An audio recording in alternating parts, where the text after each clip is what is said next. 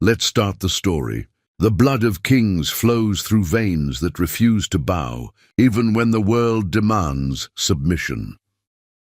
Shelley Wilson stood before the floor-to-ceiling windows of the penthouse office, watching the city sprawl beneath her like a kingdom waiting to be claimed. Every steel beam piercing the skyline, every contract that built this empire, every strategic decision that turned millions into billions, all of it bore the invisible signature of her brilliance. Yet the nameplate on the mahogany desk behind her read, Bradley Wood, Chief Executive Officer. She had been 23 when she first met Bradley at the University Business Symposium. He was charismatic, ambitious, and utterly lost when it came to corporate strategy. She was the quiet genius whose ideas could revolutionize industries, but who lacked the silver tongue to sell them to skeptical investors. They became partners in more ways than one. While Bradley charmed investors with polished speeches, Shelley crafted the blueprints that would transform his family's modest construction company into Wood Enterprises, a multinational corporation dominating real estate development and renewable energy. She worked 18-hour days, analyzing market trends, negotiating impossible deals, and building strategic alliances. The early days had been intoxicating. Bradley would rush home after successful presentations, spinning her around their tiny apartment, calling her his secret weapon and brilliant goddess. They would spend nights planning their empire, dreaming of the legacy they would build together. He promised her recognition, respect, and equal partnership when they reached the top. Those promises had crumbled like ancient parchment.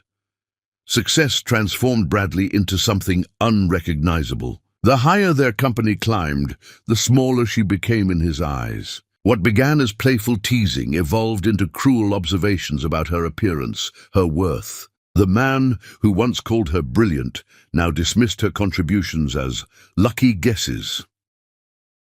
The public humiliation started subtly. At corporate galas, Bradley would introduce her as my lovely wife, while crediting their success to his natural business instincts.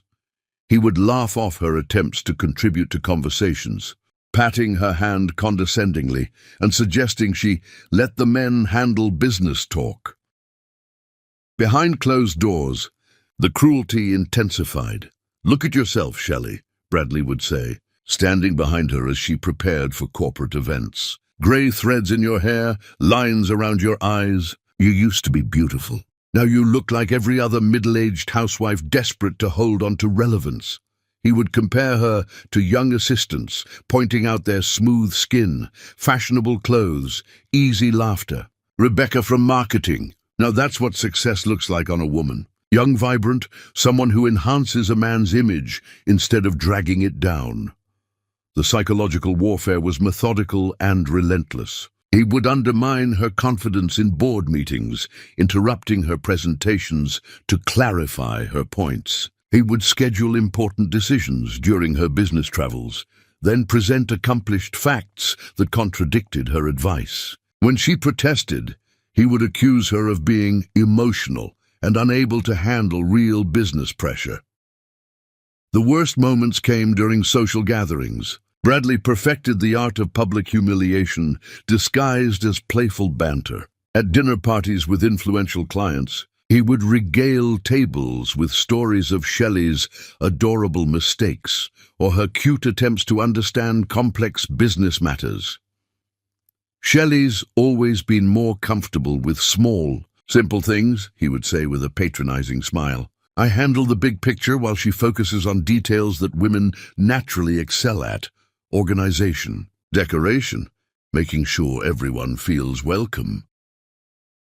Guests would nod politely, unaware that Shelley's small details included multi-million-dollar acquisitions, international expansion strategies, and complex financial structures that had tripled their company's value. Each humiliation chipped away at her spirit. But Shelley had inherited something far more powerful than beauty, an unbreakable core forged by generations of women who had survived worse. Her grandmother had built a successful seamstress business when black women were denied bank loans. Her mother had become the first black woman to lead a major accounting firm in their city. They had taught her that true strength was not the absence of pain, but the refusal to let pain define you. So Shelley endured. She absorbed Bradley's insults, smiled through public humiliations, and continued building the empire that bore his name. But late at night, when Bradley slept peacefully beside her, she would stare at the ceiling and feel something dangerous growing. Not hatred, but something far more powerful. The slow, steady burn of a woman realizing her own worth. She had spent decades building Bradley's empire, creating the foundation that made him powerful, wealthy, and respected. Every strategic decision, every brilliant innovation, every calculated risk, all had flowed from her mind, through his voice, to the world. The final breaking point came on a Tuesday evening in November. Shelley had spent weeks preparing a presentation for their biggest potential client, a tech consortium investing billions in sustainable infrastructure. The presentation would revolutionize their industry and cement Wood Enterprises as the undisputed leader. Bradley had promised to review her work that evening. Instead, he returned home with Rebecca from marketing, laughing loudly as they entered.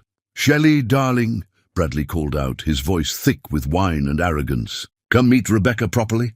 She's been telling me fascinating ideas about tomorrow's presentation." Shelley emerged from the study, where she had been making final adjustments.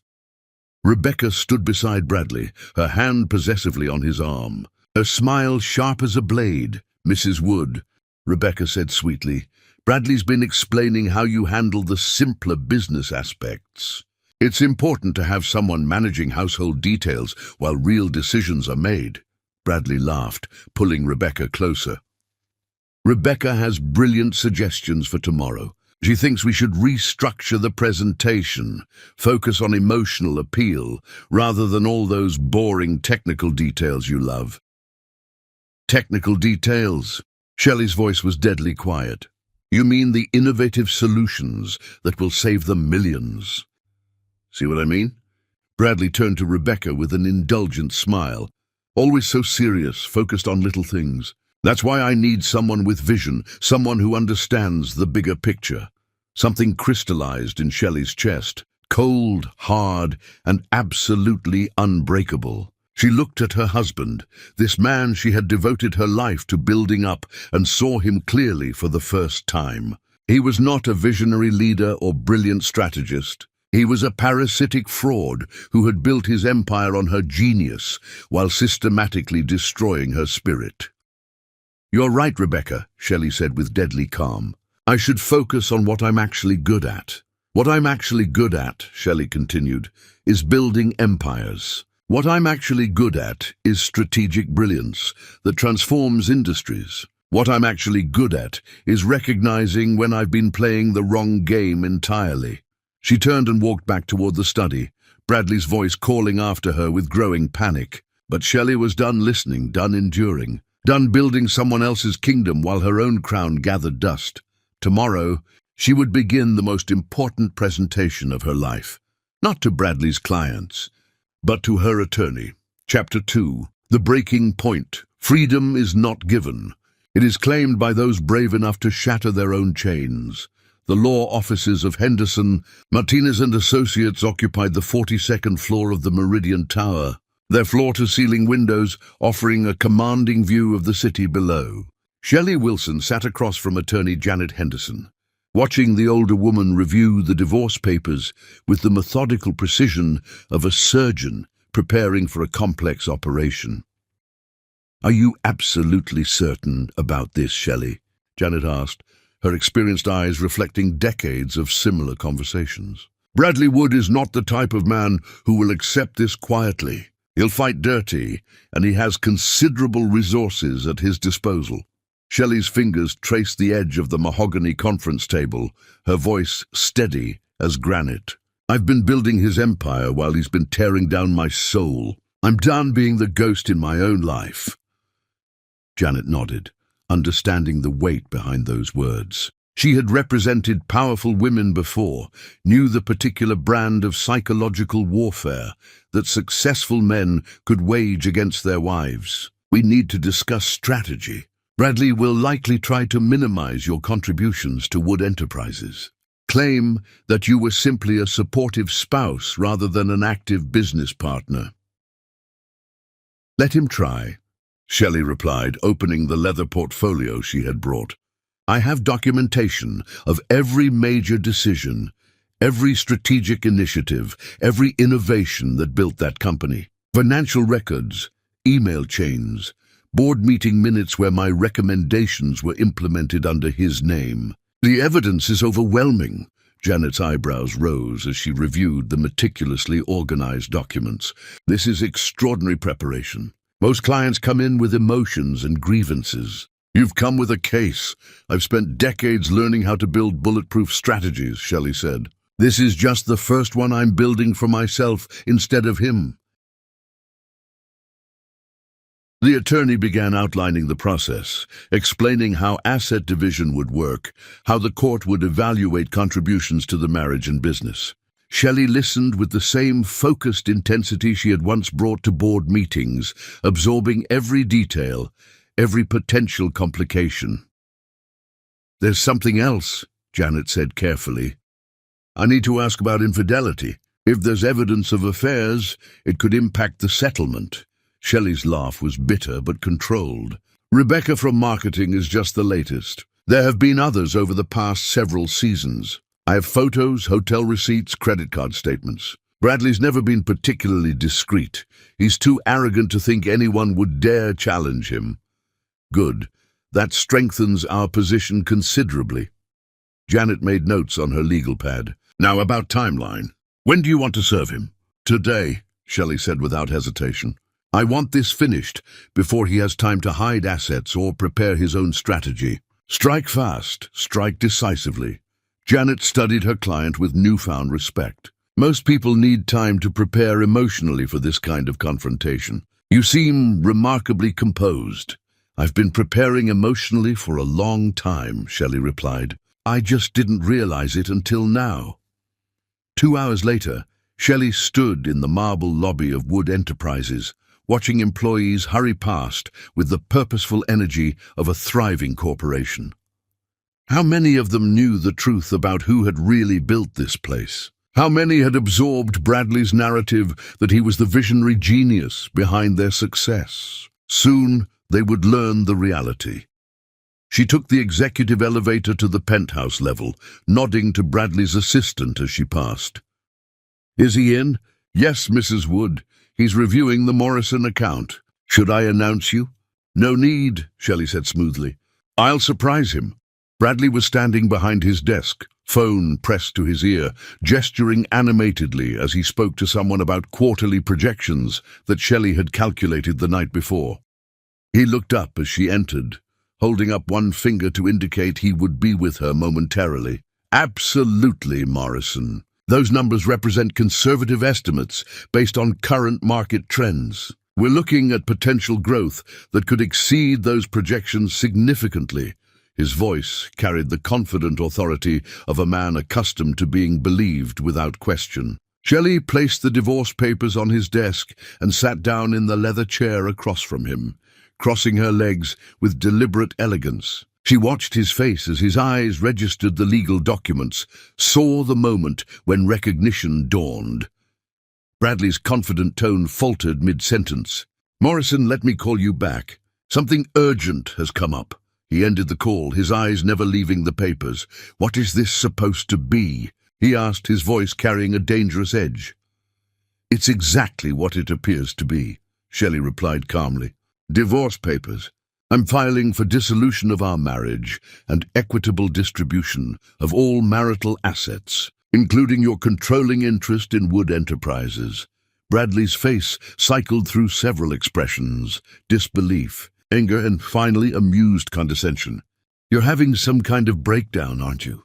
First that dramatic little scene last night, now this. I think you need professional help. Shelley, what I need, she said, rising from her chair, is freedom from a man who thinks my intelligence exists solely to serve his ego. Bradley laughed, the sound harsh and dismissive. Freedom. You think you understand what freedom means? You have no idea what it's like out there for women your age, especially women who've never had to support themselves. You think you're some kind of business genius, but you've never had to sell anything, never had to close a deal, never had to put your reputation on the line. I've been doing all of those things, Shelley replied evenly. You've just been taking credit for them. Delusional, Bradley said, shaking his head with exaggerated pity. You've convinced yourself that organizing files and taking notes makes you some kind of strategic mastermind.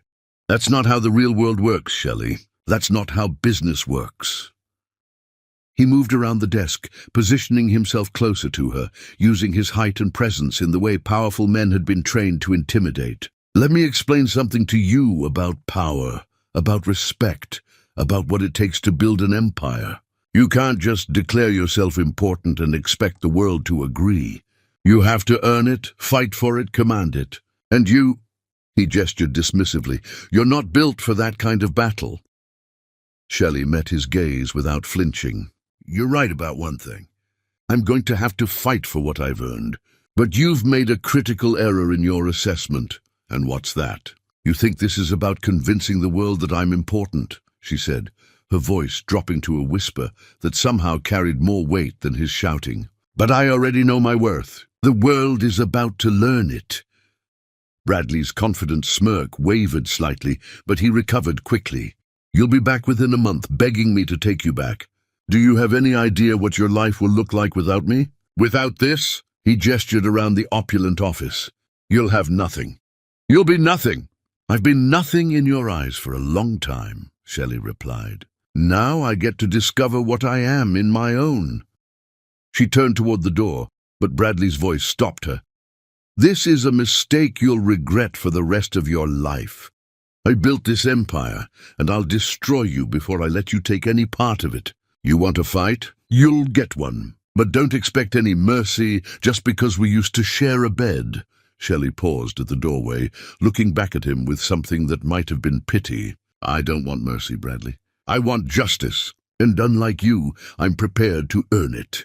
The courthouse steps felt solid beneath Shelley's feet as she climbed toward the entrance, Janet Henderson beside her, a team of legal assistants following with boxes of documentation. Behind them, a small crowd of reporters had gathered, drawn by rumors of a high-profile divorce involving one of the city's most prominent businessmen. Ready for this? Janet asked quietly. Shelley looked up at the imposing facade of the courthouse, thinking about all the battles that had been fought within those walls, all the justice that had been sought and sometimes found. I've been ready for a long time. I just needed to realize it. Inside, Bradley was already waiting with his own legal team, his posture radiating the casual confidence of a man who had never lost a battle that mattered. He caught sight of Shelley entering and leaned over to whisper something to his attorney, both men chuckling as if sharing a private joke. The courtroom filled slowly, reporters, curious colleagues, legal observers drawn by the spectacle of watching a business empire potentially torn apart. Shelley took her seat at the plaintiff's table, feeling the weight of scrutiny but also something else. The electric anticipation of a long-caged bird finally seeing an open door.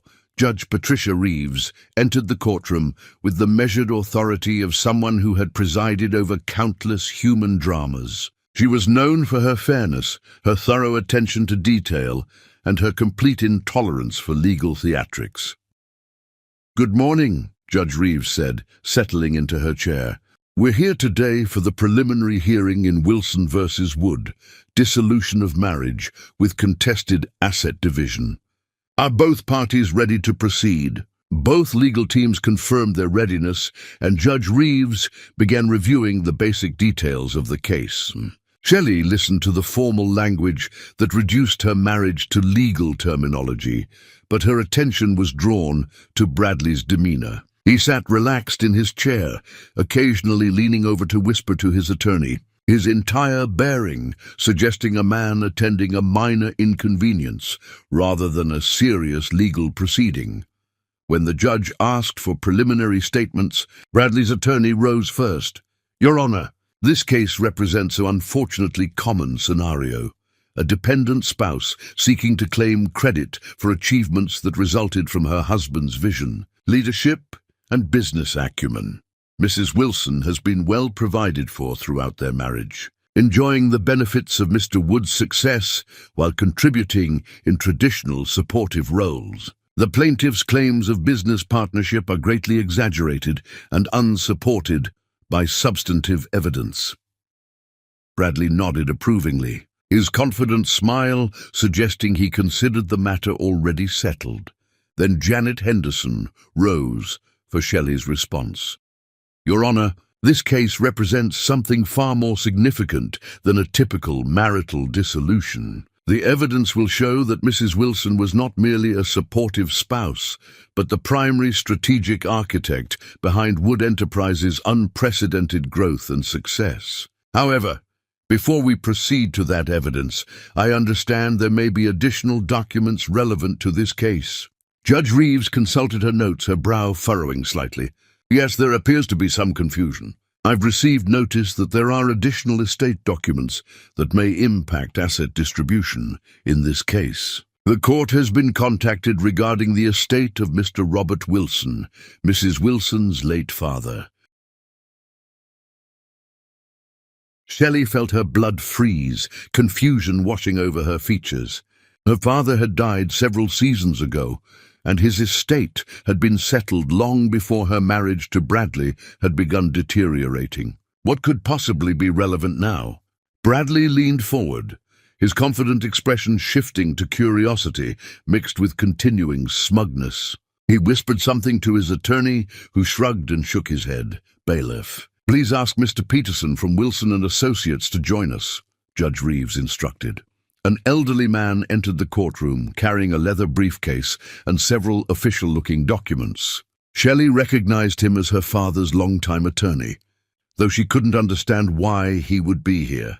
Bradley's smile grew wider as he watched Shelley's obvious confusion, clearly interpreting it as evidence that she was unprepared for the complexities of real legal proceedings.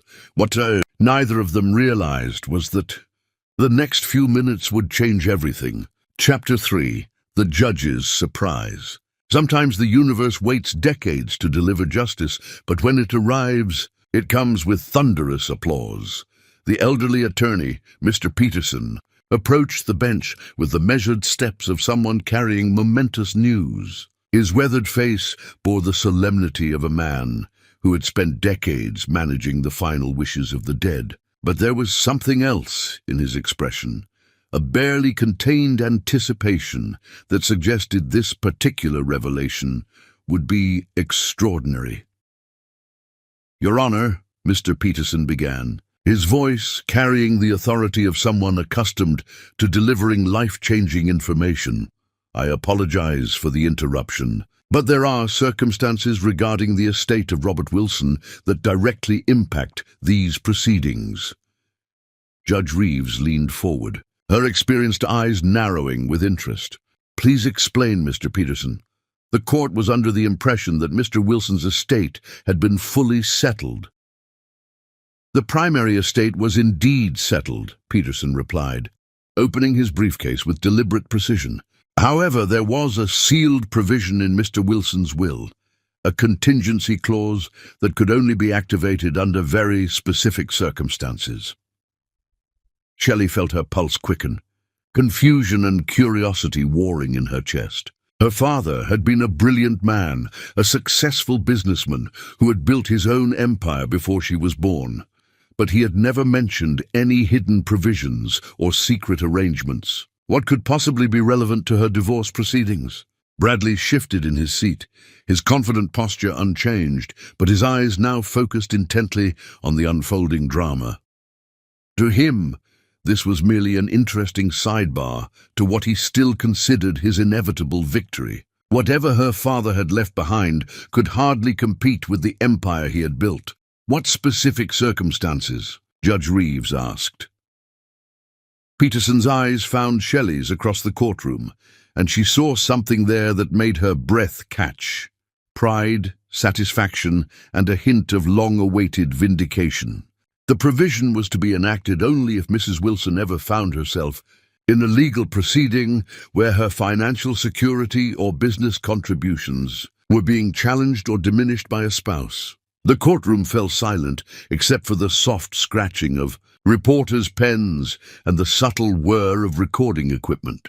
Even Bradley's attorney looked up from his notes, sensing that the routine divorce proceeding was about to become something far more significant. "Mr. Wilson was very specific," Peterson continued, his voice growing stronger with each word. "He believed that his daughter possessed extraordinary business acumen, capabilities that might one day be undervalued or dismissed by those who benefited from her intelligence while denying her credit." Bradley scoffed audibly, unable to contain his dismissive amusement. "This is ridiculous. We're here to discuss marital assets, not listen to fairy tales about—" "Mr. Wood," Judge Reeves interrupted sharply, "you will remain silent while the court hears this testimony." Peterson nodded gratefully to the judge and withdrew a thick manila envelope from his briefcase.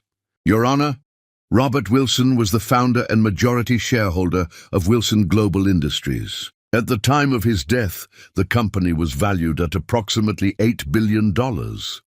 Shelley's world tilted on its axis. Wilson Global Industries was one of the largest multinational corporations in the country, a company she had admired from afar but never connected to her father's legacy. She had known he was successful, but the scope of his empire had been deliberately hidden from her. "The sealed provision," Peterson continued, "stipulates that upon the activation of the contingency clause, controlling interest in Wilson Global Industries, 51% of all shares, would transfer immediately and irrevocably to his daughter, Shelley Wilson." The words hung in the air like thunderclaps, each syllable reshaping the reality of everyone present. Gasps rippled through the courtroom as reporters frantically scribbled notes and photographers adjusted their equipment. This was no longer a routine divorce proceeding. It was the birth of one of the most powerful women in corporate America. Bradley's face went through a fascinating transformation. His confident smirk faltered, replaced by confusion, then growing alarm as the implications began to penetrate his consciousness. The woman he had spent the morning mocking as powerless and delusional had just inherited an empire that dwarfed his own achievements. Furthermore, Peterson added, consulting another document, Mr. Wilson included a personal letter to be read aloud at this time. Judge Reeves nodded, her own expression reflecting amazement at the unprecedented nature of these revelations. "Please proceed." Peterson cleared his throat and began reading in Robert Wilson's own words, preserved through careful legal documentation. "My dearest Shelley, if you are hearing this letter, it means that someone has attempted to diminish your worth or deny your contributions to their success. I am not surprised. Throughout my life, I watched brilliant women be marginalized, dismissed, and forgotten, while lesser men took credit for their achievements. I have spent decades building Wilson Global Industries with one purpose, ensuring that you would never be dependent on anyone who failed to recognize your extraordinary capabilities. You inherited my strategic mind, my analytical brilliance, and my ability to see opportunities that others miss. But more importantly, you inherited your mother's strength, her grace under pressure, and her refusal to accept less than she deserved.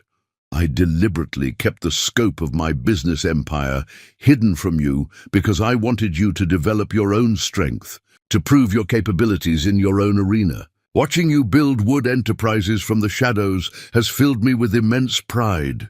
Every strategic decision you made, every innovation you developed, every crisis you navigated, I saw it all, and I documented it all. The company you now control has been waiting for your leadership. The board of directors has been briefed on your qualifications and contributions to the business world. They are eager to work under your guidance.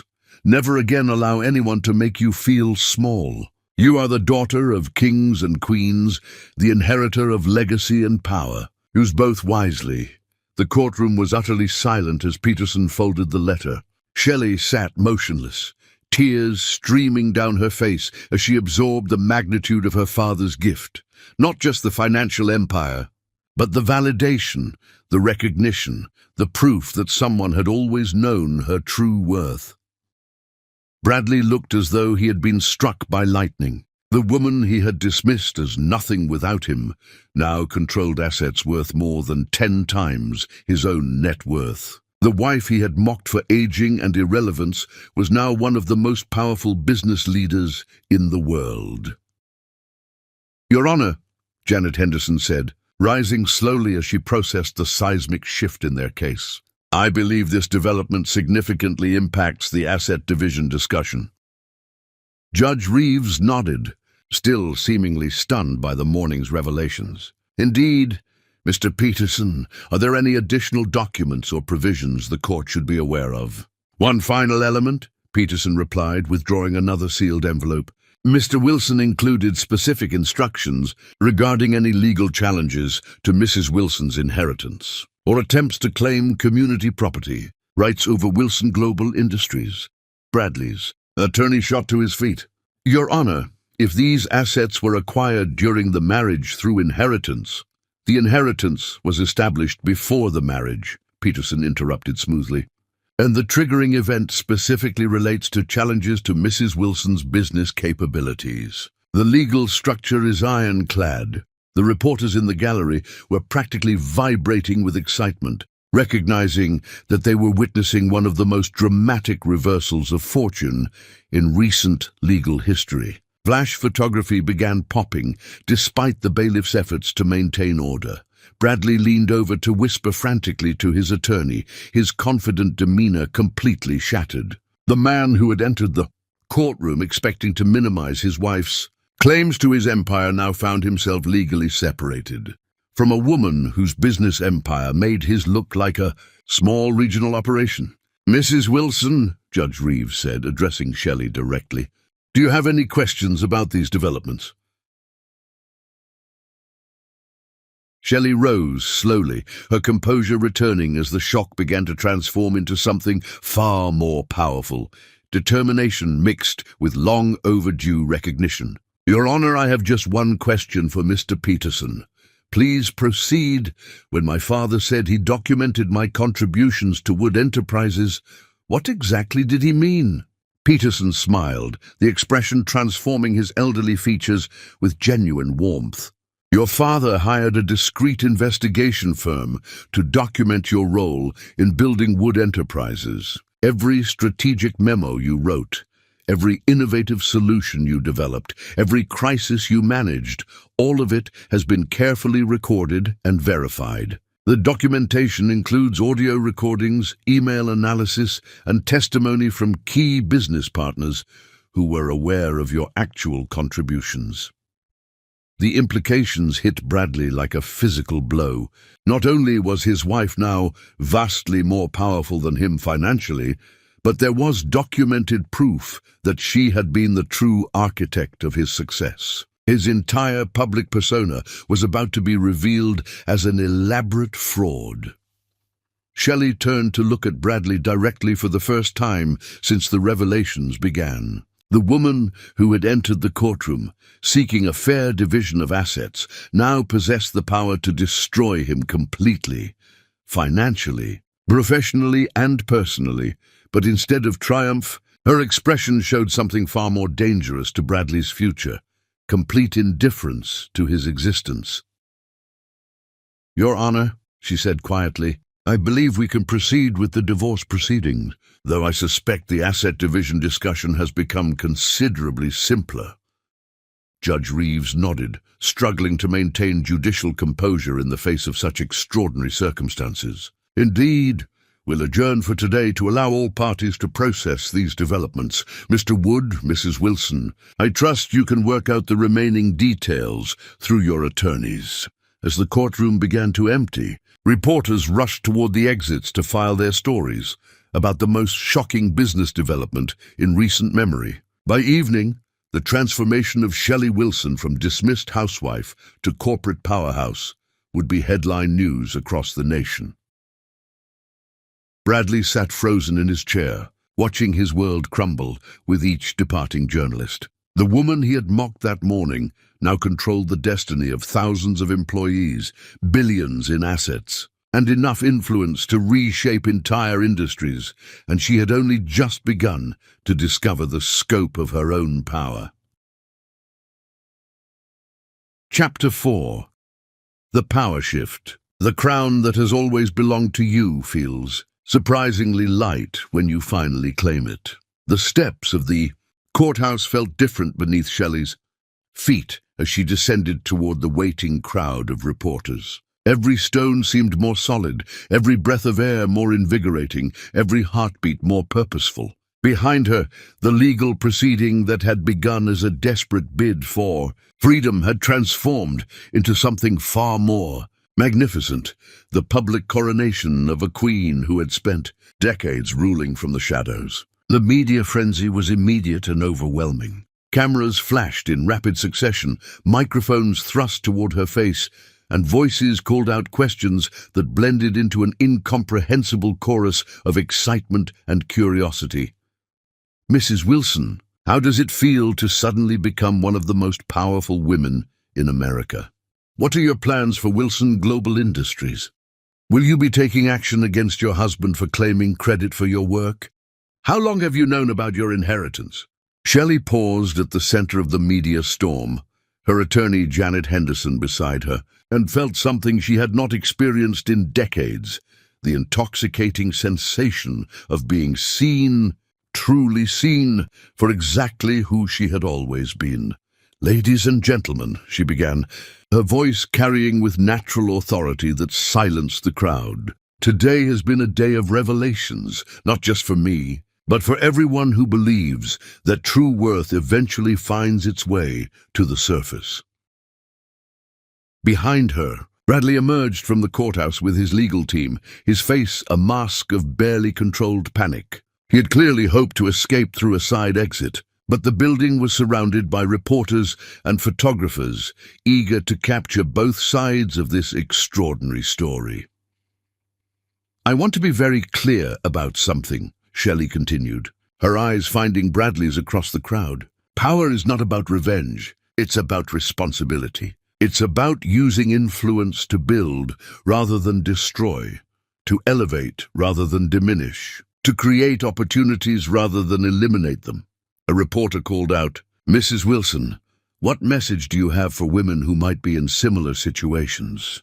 Shelley's smile was radiant as she answered, "Know your worth. Document your contributions. Never accept less than you deserve. And remember that sometimes the universe is just waiting for the right moment to show the world what you're truly capable of." Bradley attempted to push through the crowd toward his waiting car, but reporters swarmed around him like iron filings drawn to a magnet. "Mr. Wood, how do you respond to allegations that your wife was the real architect behind Wood Enterprises' success? Will you be challenging Mrs. Wilson's inheritance?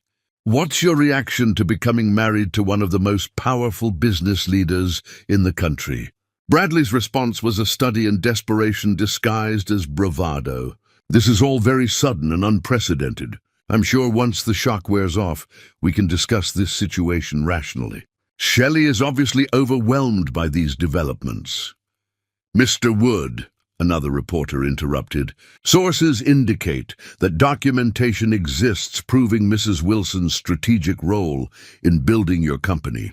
How do you respond to those claims?" The color drained from Bradley's face as he realized that his carefully constructed public image was about to be dissected by investigative journalists with access to documented proof of his deception. "I have no comment at this time." He pushed through the crowd more aggressively, nearly knocking over a photographer in his haste to escape. The desperation in his movements was captured by dozens of cameras, creating a visual narrative that would dominate business news for weeks to come. Shelley watched his retreat with detached interest. Feeling neither satisfaction nor sympathy, Bradley had become irrelevant to her future, a minor character in a story that was only just beginning to unfold. "Mrs. Wilson," Janet Henderson whispered, "we should discuss next steps. You'll need to transition into active leadership of Wilson Global Industries, and there are dozens of decisions that require immediate attention." Shelley nodded, but before leaving, she addressed the media one final time. "I want to thank my father, Robert Wilson, for having the wisdom and foresight to ensure that justice would eventually prevail. His faith in my abilities has been vindicated today, and I intend to honor his legacy by leading Wilson Global Industries with the same integrity and vision that built the company." The crowd erupted with follow-up questions, but Shelley simply smiled and walked toward her waiting car, leaving the reporters to craft their stories about the most dramatic corporate power shift in recent memory. As her car pulled away from the courthouse, Shelley allowed herself a moment to process the magnitude of what had just occurred. That morning, she had awakened as the undervalued wife of a dismissive husband. By afternoon, she controlled a business empire worth billions and commanded the attention of the international business community. But more than the financial transformation, she felt something deeper, the restoration of her sense of self-worth, the validation of capabilities she had always possessed but rarely been credited for, and the intoxicating freedom that came with finally being recognized for her true contributions. Her phone began ringing almost immediately. The first call was from Margaret Torres, the interim CEO who had been managing Wilson Global Industries since her father's death. "Ms. Wilson," Margaret's voice was warm but professionally excited, "I've been waiting for this day for longer than you can imagine. Your father spoke of you constantly, and we've all been eager to welcome you into active leadership." "I appreciate that, Margaret. I'll need comprehensive briefings on all current projects, financial standings, and strategic initiatives. Can we schedule a full leadership meeting for tomorrow morning?" "Absolutely. I should also mention that the board of directors has called an emergency session for this evening. They want to formally welcome you and discuss immediate transition plans." Shelley felt a surge of energy as she contemplated stepping into the role she had been unconsciously preparing for her entire adult life. "Schedule it. And Margaret, I want detailed analysis of all our current business partnerships and competitive positions. It's time to see what we're truly capable of." The second call came from someone unexpected, David Chen, the CEO of one of Wood Enterprises' biggest competitors. "Shelley," David's voice carried a mixture of amazement and strategic interest, "I just saw the news coverage. Congratulations on an absolutely extraordinary development." "Thank you, David, though I suspect this isn't entirely a social call." David laughed. "You always were perceptive. I'm calling because Harrison and Associates has been trying to secure a partnership with Wilson Global Industries for several months. We've been working through your interim management, but now that you're taking direct control, you're hoping to bypass the lengthy negotiation process," Shelley finished. "I'm listening." "We've prepared a comprehensive proposal for a joint venture in renewable energy infrastructure. The potential market is enormous, and combining our resources could position both companies as industry leaders." Shelley found herself analyzing the proposition with the same strategic clarity she had brought to building Bradley's empire. But now, for her own benefit, "Send me the full proposal. I'll review it and get back to you within 48 hours. Shelley, I have to ask, how does it feel to go from building someone else's empire to commanding your own?" The question struck her as profoundly significant.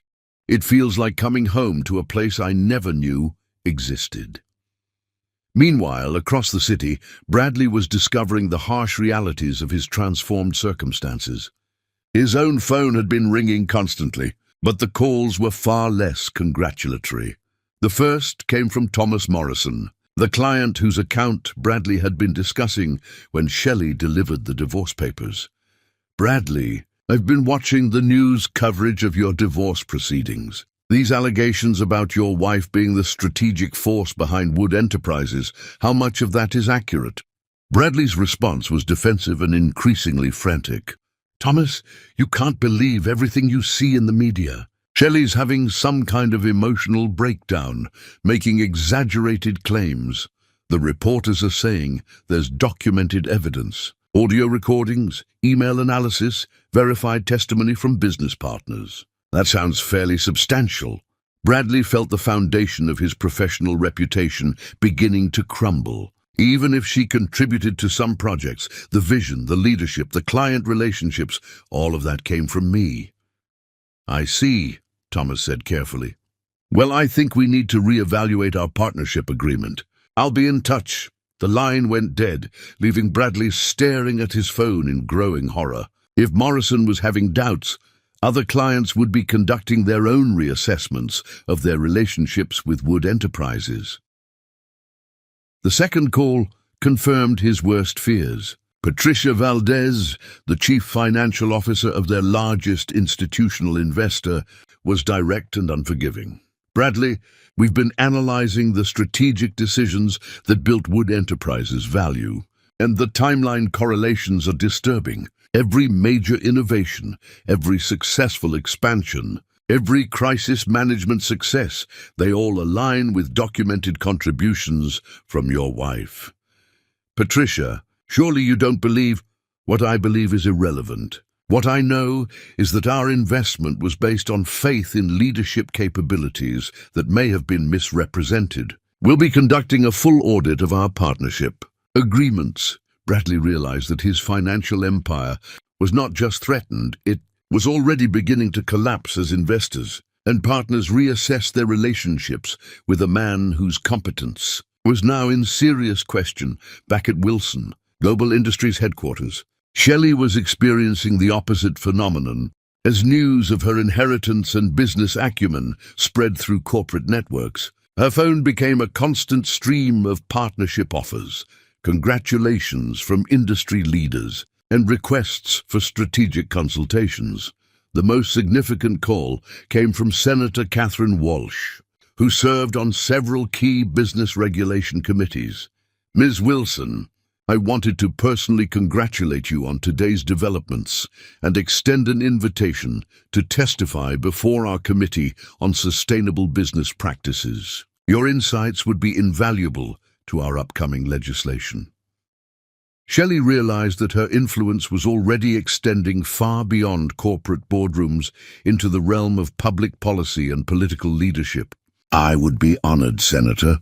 Sustainable business practices have been a passion of mine for quite some time. I'm not surprised. Your reputation for strategic innovation precedes you, even if it was previously overshadowed by others taking credit." As the day progressed, Shelley began to understand the true scope of her transformation. She was not just inheriting a company, she was stepping into a position of influence that could reshape industries, affect government policy, and create opportunities for countless others. But perhaps most importantly, she was finally living as the woman she had always been beneath the surface, brilliant, strategic, powerful, and absolutely unstoppable. The sun was setting over the city as Shelley prepared for her first board meeting as the controlling shareholder of Wilson Global Industries. She looked at herself in the mirror of her hotel suite, seeing not the dismissed wife of a cruel husband, but the rightful heir to an empire built on vision, integrity, and unwavering determination. Tomorrow, the real work would begin. Tonight, she would simply savor the intoxicating sensation of finally being exactly who she was meant to be.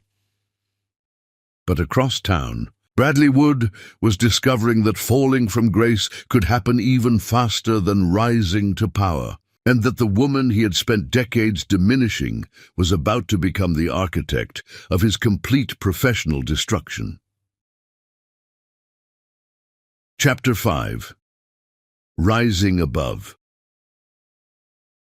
True leaders are not born from comfort, but forged in the fires of adversity and tempered by the strength to lift others as they rise. The boardroom on the 50th floor of Wilson Global Industries had witnessed countless strategic decisions over the decades, but never one quite like this. Shelley Wilson sat at the head of the polished mahogany table, surrounded by 12 accomplished executives, and felt the weight of legacy settling comfortably on her shoulders. "Ladies and gentlemen," she began, her voice carrying natural authority that had been suppressed for too long. "We are not here merely to manage a business empire. We are here to redefine what corporate leadership can accomplish when it prioritizes purpose alongside profit." Margaret Torres, the interim CEO, who would now serve as Chief Operations Officer, leaned forward with evident enthusiasm. "Ms. Wilson, the entire leadership team has been eager to implement the vision your father outlined. He spoke frequently about your strategic capabilities and your commitment to sustainable business practices."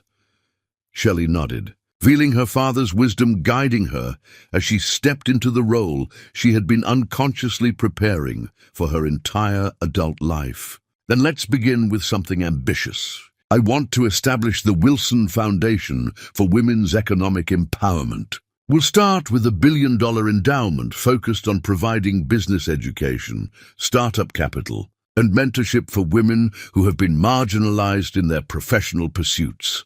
The room erupted in surprised murmurs as executives processed the magnitude of her proposal. David Harrison, the chief financial officer, consulted his notes rapidly.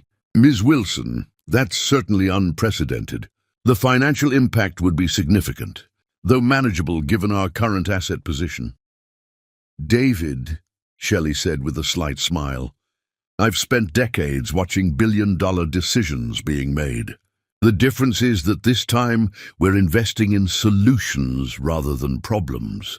She moved to the floor-to-ceiling windows, offering a commanding view of the city below. "I want to see women who've been told they're too emotional for leadership roles running their own companies. I want to see mothers dismissed as distracted by childcare leading innovative startups. I want to see wives who have been building empires in their husbands' names finally getting credit for their brilliance."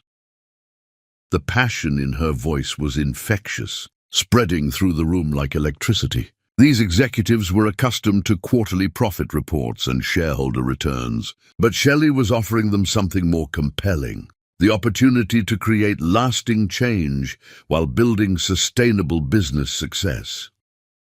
"Additionally," she continued, "I want to launch the Wilson Children's Education Initiative. We'll partner with school districts in underserved communities to provide technology resources, teacher training, and scholarship programs." Rebecca Martinez, the Chief Technology Officer, spoke up with growing excitement. "Ms. Wilson, our technology division has been developing educational software platforms that could be perfect for this initiative. We could customize the programs specifically for the communities we're targeting." As the meeting progressed, Shelley outlined strategic initiatives that would revolutionize not only Wilson Global Industries, but their entire industry's approach to corporate responsibility. Every decision reflected the same innovative thinking that had built Wood Enterprises, but now channeled toward purposes that aligned with her deepest values. The transformation was immediate and visible. Within hours, news outlets were reporting on Wilson Global Industries' unprecedented commitment to social impact investing. The business world watched with fascination as Shelley demonstrated that substantial philanthropy and aggressive business growth were not mutually exclusive goals. The most powerful response came from women across the country who recognized themselves in Shelley's story. Social media exploded with testimonials from wives, mothers, and female employees who had been building their own invisible empires while receiving no recognition. Shelley's story began trending as women shared experiences of developing strategies implemented under male colleagues' names, managing complex projects while being credited as assistants, and building businesses that their husbands took credit for creating. Meanwhile, the impact on Wood Enterprises was swift and devastating. Bradley's carefully constructed reputation was crumbling as investors, clients, and partners reassessed their relationships with a man whose competence was now seriously questioned. The first major blow came from Harrison and Associates, Wood Enterprises' largest client. CEO David Chen called Bradley personally to deliver the news. Bradley, after reviewing the documentation regarding strategic decisions over the past several years, "We've decided to terminate our partnership effective immediately." Bradley's voice carried barely controlled desperation. "David, surely you don't believe everything you're reading in the media. Actually, we've had our own concerns about strategic inconsistencies. There were occasions when your presentations didn't align with our preliminary discussions. Now we understand why." By the end of the week, Wood Enterprises had lost 60% of its major clients and 70% of its institutional investors. The company that had taken decades to build was collapsing in a matter of days. But Bradley's humiliation extended beyond financial losses. The business community that had once celebrated him as a visionary leader now viewed him as a fraud who had built his reputation on stolen brilliance. Invitations to corporate events were rescinded, speaking engagements were cancelled, and professional associations quietly removed him from leadership positions. The media coverage was relentless and unforgiving. Business magazines published detailed analyses comparing strategic decisions made during Shelley's documented involvement with decisions made during her absences. The pattern was unmistakable. Innovation flourished when she was involved. Mediocrity prevailed when she was not. The Wood Enterprises deception. How one woman built an empire while her husband took credit became the cover story of 3 major business publications simultaneously. Most painful for Bradley was the response from his own employees. Staff members, who had worked closely with both him and Shelley, began speaking openly about her unrecognized contributions. Rebecca from marketing found herself ostracized by colleagues who now understood her role in supporting Bradley's deception. Meanwhile, Shelley's influence continued expanding exponentially. The Wilson Foundation's first initiative provided startup capital to 200 women entrepreneurs within its first month. The recipients included a former corporate lawyer passed over for partnership despite bringing in more clients than male colleagues, a software engineer whose innovative designs had been credited to her supervisor, and a financial analyst whose strategic recommendations had generated millions in profit for companies that refused to promote her. The Children's Education Initiative proved equally impactful. Wilson Global Industries partnered with school districts in 12 cities, providing technology resources that revolutionized educational opportunities for thousands of students. The program's success attracted additional corporate partners, creating a collaborative model that other companies began replicating.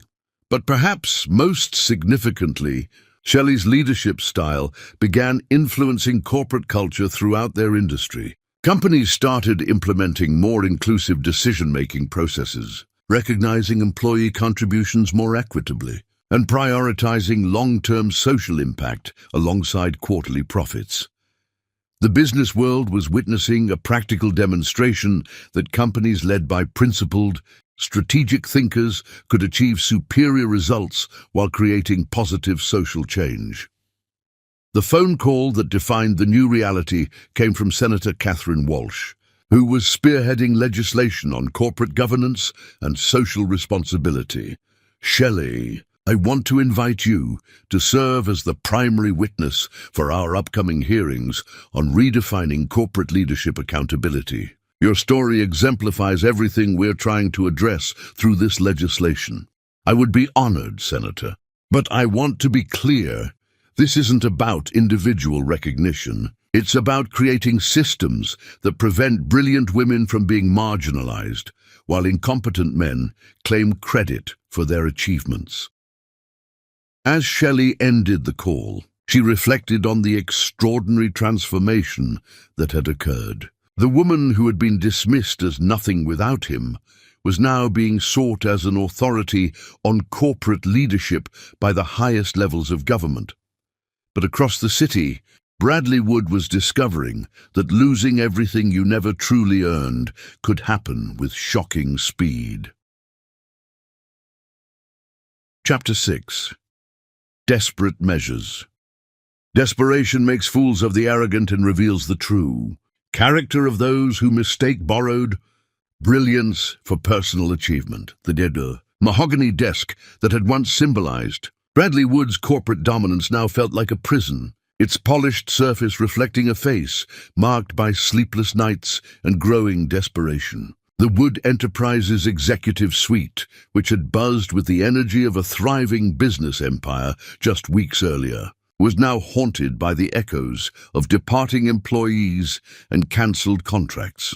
Bradley stared at the latest quarterly projections, watching his company's value evaporate with mathematical precision. Every day brought new defections, clients, investors, key personnel, all fleeing an organization that had been revealed as a hollow shell built on stolen brilliance. "Sir," his assistant's voice came through the intercom with obvious reluctance. "Margaret Torres from Wilson Global Industries is on line 3. Bradley's pulse quickened with desperate hope. Margaret had been a long-time contact in the industry, someone who might understand that the media coverage was exaggerated, that he deserved another chance to prove his capabilities. "Margaret," he said, injecting his voice with the confident charm that had once opened doors and secured deals. "I was hoping you'd call. This whole situation with Shelley has been blown completely out of proportion by the media." "Hello, Bradley." Margaret's voice was professionally neutral, carrying none of the warmth that had characterized their past interactions. "I'm calling because Ms. Wilson asked me to extend an offer." Bradley's hopes soared. Shelley was going to help him salvage his reputation, prove that she wasn't vindictive, that their shared history meant something despite their personal difficulties. "That's wonderful, Margaret. I knew Shelley would come to her senses eventually. She understands better than anyone what we built together." "Actually, Bradley, the offer is for Wilson Global Industries to acquire Wood Enterprises' remaining assets and client base. We're prepared to offer fair market value for your intellectual property and infrastructure." The words hit Bradley like a physical blow. This wasn't reconciliation, it was corporate cannibalism. Shelley wasn't offering to save his company. She was offering to buy its corpse. That's unacceptable," Bradley stammered, his carefully maintained composure cracking. "Wood Enterprises isn't for sale. I'm not interested in liquidating everything I've built." "Everything you've built?" Margaret's question carried subtle but unmistakable challenge. "Bradley, the documentation regarding strategic development of Wood Enterprises is quite comprehensive. The intellectual property you believe you own was largely developed by Ms. Wilson during your marriage."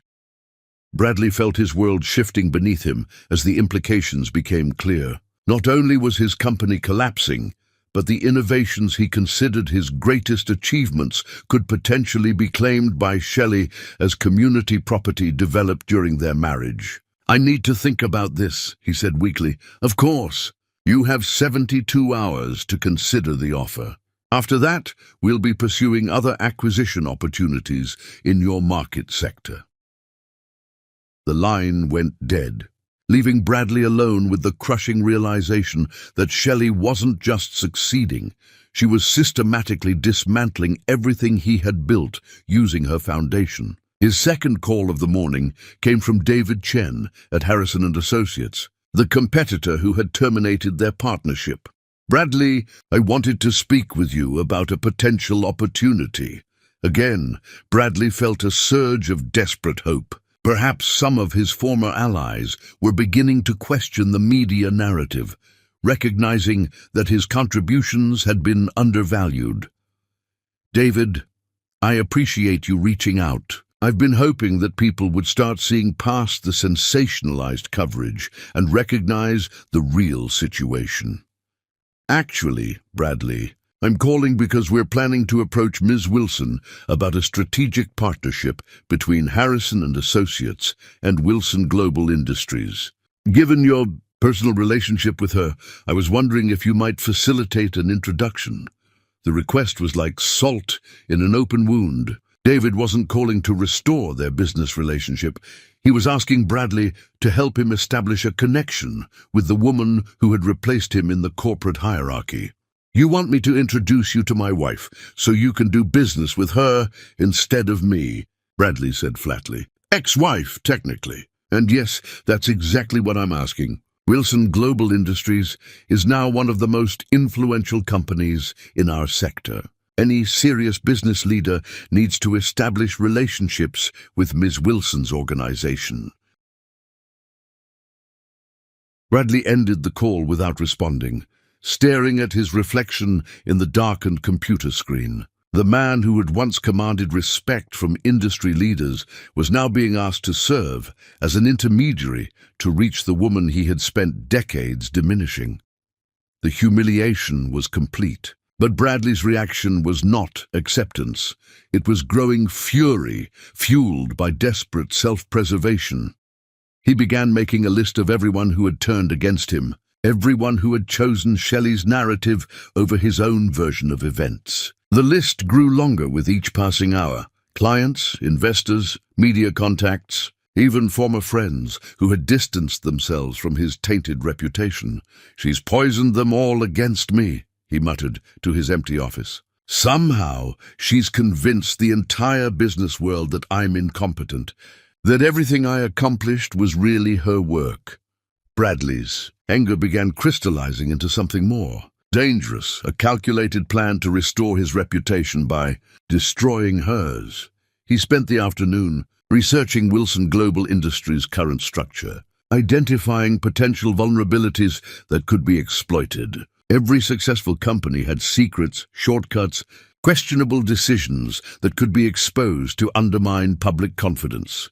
His first target was Dr. Amanda Foster, Wilson Global Industries' newly appointed Director of Sustainable Development. Amanda had been hired specifically to oversee the environmental initiatives that were generating positive media coverage for Shelley's leadership. Bradley scheduled a lunch meeting with Amanda under the pretense of discussing potential collaboration between their companies. What he actually wanted was insider information about Wilson Global Industries' operations that could be used to identify weaknesses.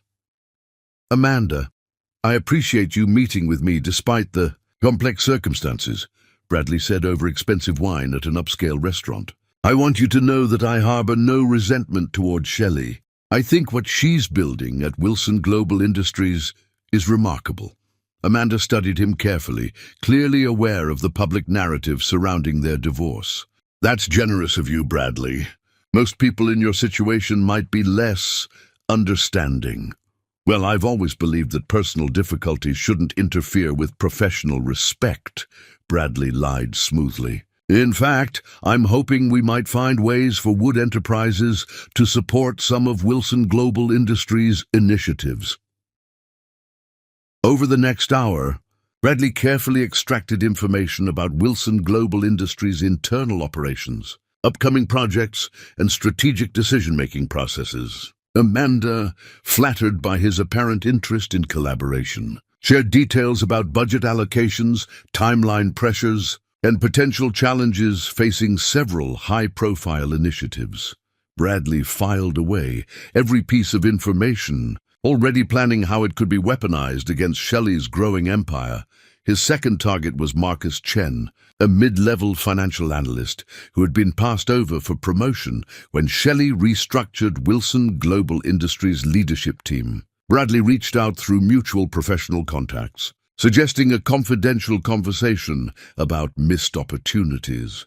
Marcus, I understand you've been experiencing some frustration with the new direction at Wilson Global Industries, Bradley said during their meeting at a hotel bar across town from both their offices. Marcus was cautious, but clearly harboring resentment. The restructuring has been challenging. A A lot of qualified people have been overlooked in favor of external hires who fit Ms. Wilson's vision. That must be particularly difficult given your expertise and tenure with the company, Bradley said sympathetically. I imagine you have insights into how decisions are really being made. There's definitely a disconnect between the public narrative and the internal reality, Marcus admitted after his third drink. Some of these charitable initiatives are creating budget strains that aren't being reported accurately to shareholders. Bradley's eyes gleamed with predatory interest. That sounds like something that could become problematic if it's not addressed properly. Probably, but who's going to challenge Ms. Wilson? She's being treated like some kind of corporate saint by the media. Well, Bradley said carefully, sometimes the truth has a way of surfacing, especially when people with inside knowledge decide to speak up. By the end of their conversation, Bradley had laid the groundwork for Marcus to serve as an inside source, providing ongoing intelligence about Wilson Global Industries' internal operations and potential vulnerabilities. His most ambitious target was Jennifer Walsh, the head of Wilson Global Industries' Public Relations Department. Jennifer had been instrumental in crafting the positive media coverage that had elevated Shelley's profile. But Bradley believed everyone had a price for the right information. The approach required more subtlety. Bradley arranged for a mutual contact to suggest that Jennifer might be interested in a lucrative consulting opportunity with a major corporation that preferred to remain anonymous initially. When Jennifer agreed to the meeting, Bradley presented himself as a representative of an unnamed competitor seeking insights into Wilson Global Industries' public relations strategies. We're particularly interested in understanding how Ms. Wilson has managed to generate such favorable coverage despite the controversial circumstances of her rise to power, Bradley said, carefully avoiding direct identification of himself as the source of the inquiry. Jennifer was professional but curious about the consulting opportunity. Ms. Wilson's story resonates with people because it represents something authentic, a brilliant woman finally getting recognition for capabilities that were previously overlooked. But surely there must be aspects of the narrative that are simplified for public consumption, Bradley pressed. Most corporate success stories are more complex than they appear in media coverage. Actually, if anything, the media coverage understates Ms. Wilson's capabilities, Jennifer replied. The documentation of her strategic contributions is overwhelming. We've barely scratched the surface of what she accomplished while building Wood Enterprises. Bradley realized that his attempt to find insider allies was failing because Shelley's success was genuinely based on documented competence rather than manufactured public relations. But his desperation was growing, stronger than his rational assessment of the situation. If he couldn't find willing conspirators, he would have to create opportunities for sabotage through other means. Late that evening, Bradley sat in his empty office drafting anonymous emails to business reporters, suggesting that Wilson Global Industries' financial projections were overly optimistic and that Shelley's charitable initiatives were unsustainable vanity projects funded by unrealistic budget assumptions.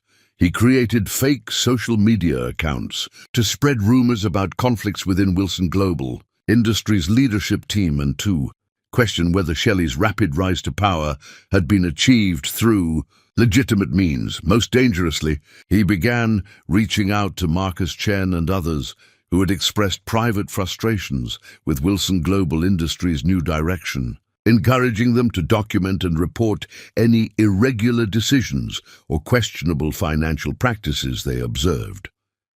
Bradley's plan was simple. If he couldn't restore his own reputation through legitimate success, he would destroy Shelley's reputation through systematic sabotage. He would plant seeds of doubt about her competence, create artificial crises that would test her leadership, and gradually erode the public confidence that had elevated her to corporate stardom. What Bradley failed to understand was that his father-in-law's planning had been far more comprehensive than anyone realized, and that the woman he was attempting to sabotage had inherited not just financial resources, but strategic protections that were about to transform his desperate schemes into the final chapter of his own destruction. As Bradley worked late into the night crafting his revenge plot, he had no idea that every move he was making had been anticipated, documented, and prepared for by a man who had spent decades protecting his daughter from exactly this kind of threat. The war between Bradley Wood and Shelley Wilson was about to escalate, but only one of them truly understood the rules of engagement. Chapter 7: The Hidden Betrayal. The most dangerous enemies are those who smile while they sharpen their knives, believing their victims too trusting to recognize the blade.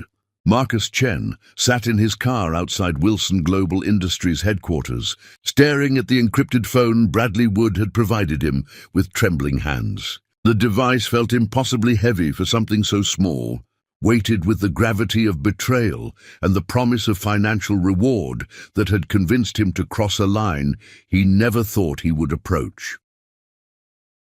"Just document any questionable decisions," Bradley had said during their third clandestine meeting. "Financial irregularities, budget overruns, employee complaints, anything that suggests the company is being mismanaged under her leadership." The $50,000 Bradley had transferred to Marcus's offshore account was more money than he had ever possessed at one time. But as he prepared to enter the building and begin his systematic sabotage, he wondered if any amount could justify what he was about to do.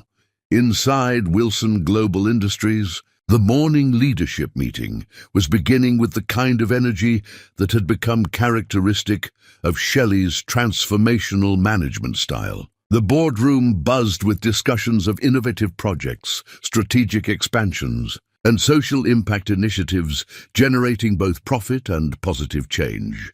The Children's Education Initiative is exceeding all projections, Rebecca Martinez reported, her enthusiasm evident as she outlined success metrics.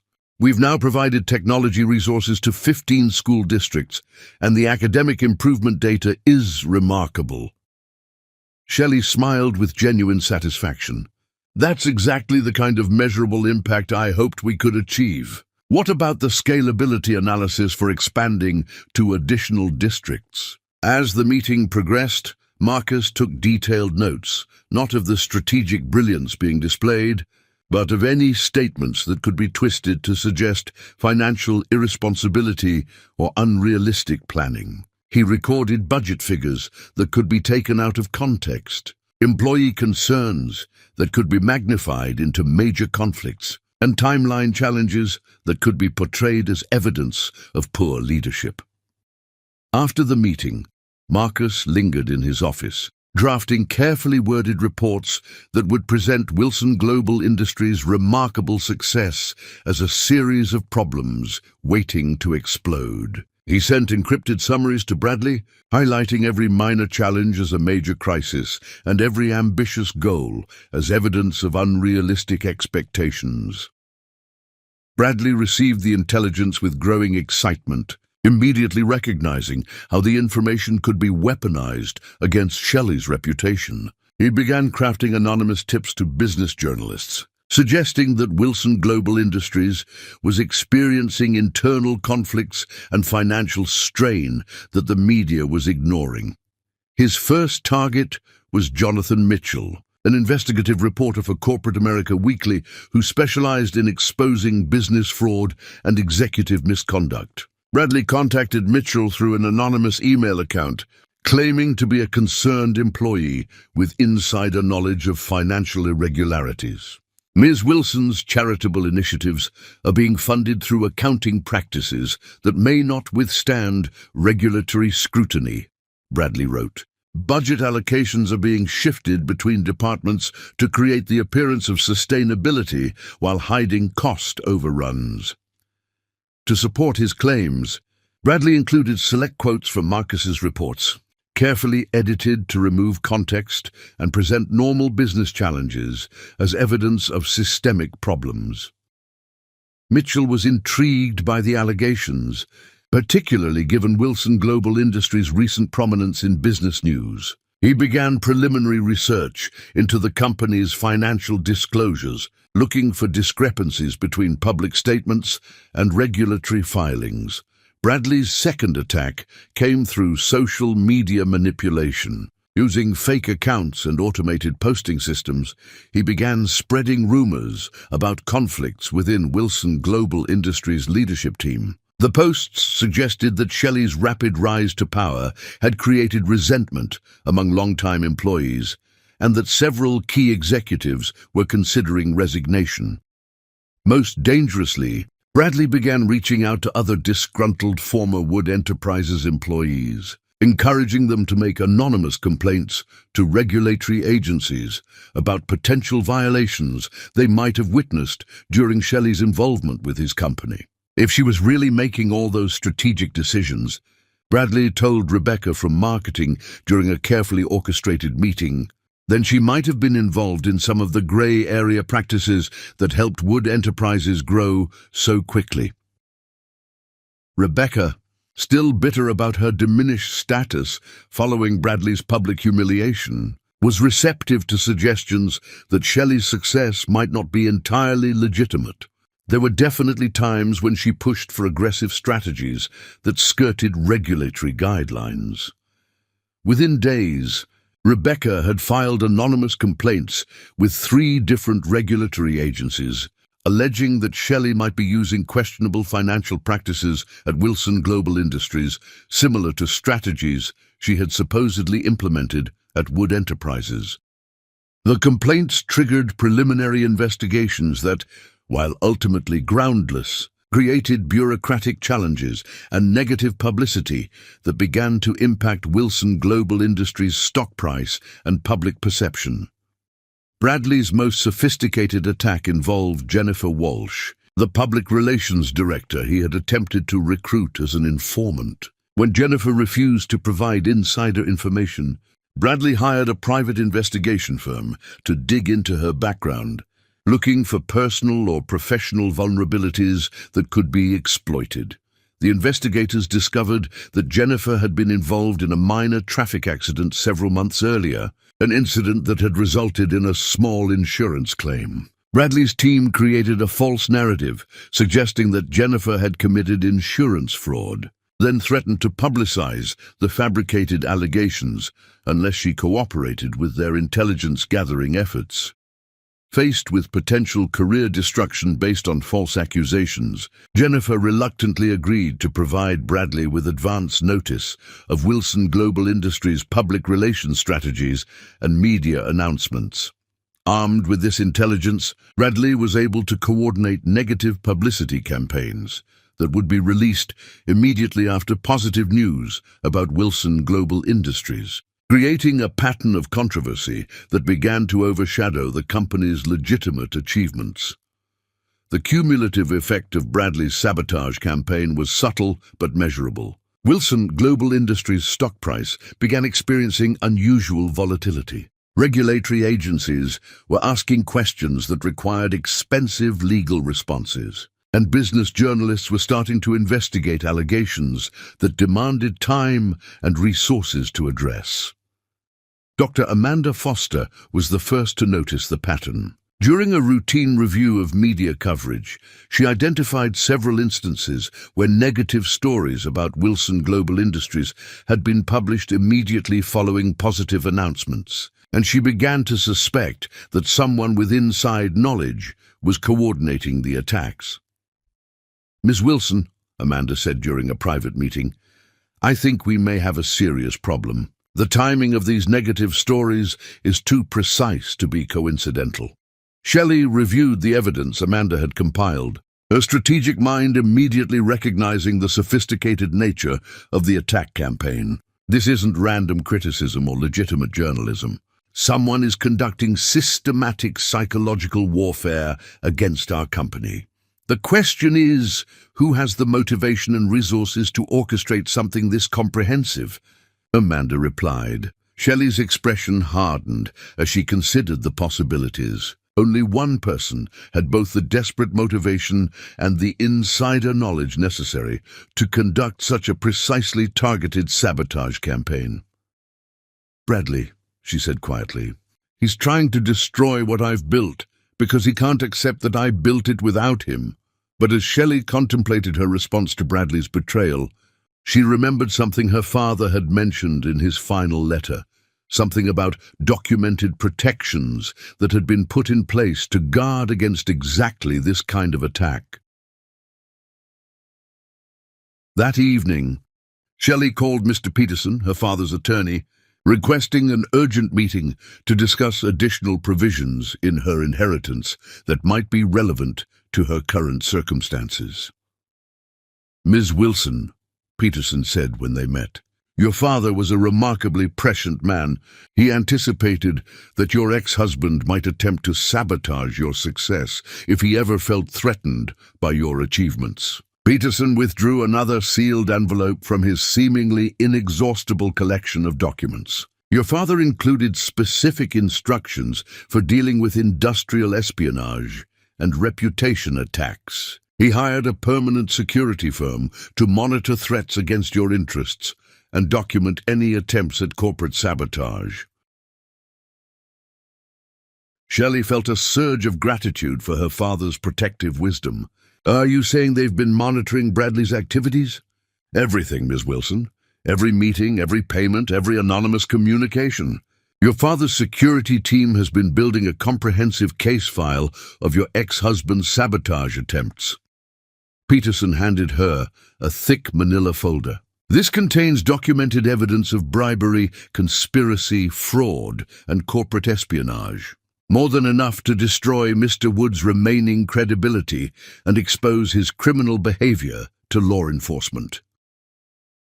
As Shelley reviewed the evidence, audio recordings of Bradley's meetings with Marcus Chen, financial records of his payments to informants, copies of his anonymous communications to journalists, and regulatory agencies, she felt a profound sense of her father's continued protection reaching across the void of death to shield her from harm.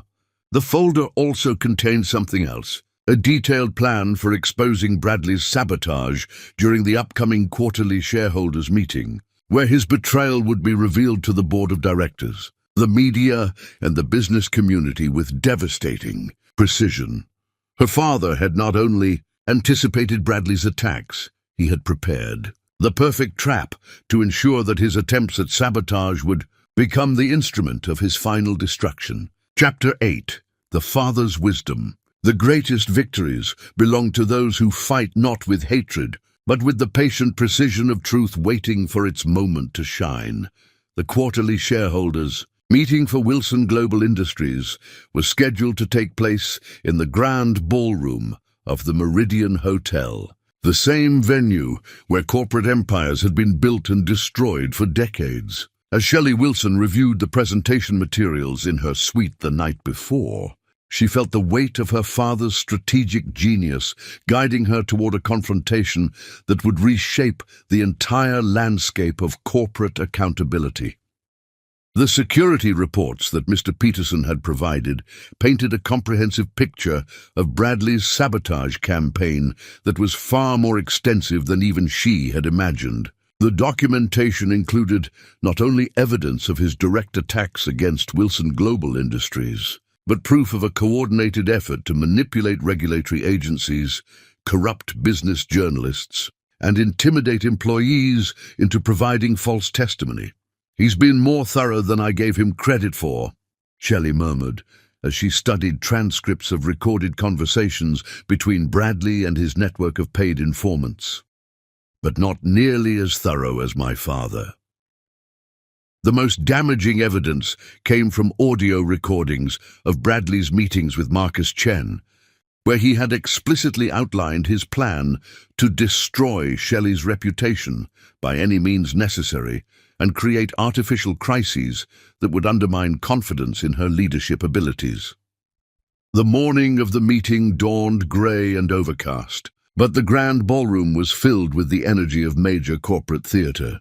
Shareholders, board members, financial analysts, and business journalists had gathered to hear Wilson Global Industries' quarterly report and strategic outlook.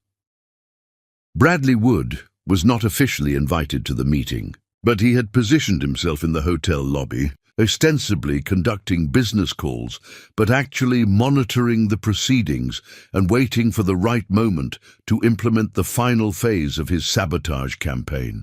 He had arranged for Marcus Chen to raise pointed questions during the shareholder comment period about budget transparency. Rebecca from marketing was prepared to make public allegations about questionable practices she claimed to have witnessed. 3 planted journalists were ready to ask aggressive questions about the regulatory investigations that Bradley's false complaints had triggered. As Shelley took the stage to begin her presentation, she appeared calm and confident, but Bradley could see tension in her posture that suggested she was aware of the attacks that were coming. "Ladies and gentlemen," Shelley began, her voice carrying easily through the packed ballroom, "Wilson Global Industries has experienced the most successful quarter in the company's history, but our achievements extend far beyond financial metrics."